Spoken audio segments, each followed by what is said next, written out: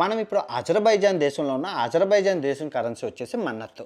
ఒక మన్నత్తు వచ్చేసి దగ్గర దగ్గర రూ. 50 అనమాట. సో ఇప్పుడు ఇది రూ.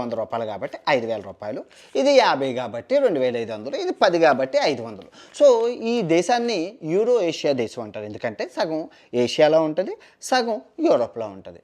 మొత్తం ఇస్లామిక్ దేశం. 99% ప్రజలు అందరూ ముస్లిమ్సే. కాకపోతే అభివృద్ధి చెందిన మతం అంతా పట్టించుకోరు. గురకాలు అవి కాదు.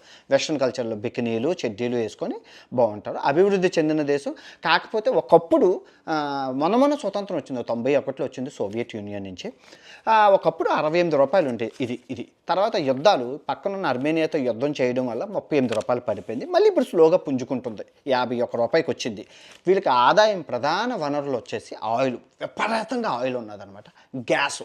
ఈ 2 ప్రపంచ దేశాలకి అమ్ముకొని బతుకుతుంది. ఇంకో విషయం చెప్పనా, ఈ ఇస్లామిక్ దేశాలన్నీ ఇజ్రాయెల్కి ఇది కదా, కానీ ఇజ్రాయెల్తోని వ్యాపారం బాగా చేస్తుంది అనమాట. ఇది ఒక ఇంట్రెస్టింగ్ ఫ్యాక్ట్. బాగుంది కదా ఈ మన్నత్తు. ఈ అజర్బైజాన్ దేశం యొక్క రాజధాని వచ్చేసి బాకు. చాలా బాగుంటుంది, వీడియోలన్నీ చూడండి.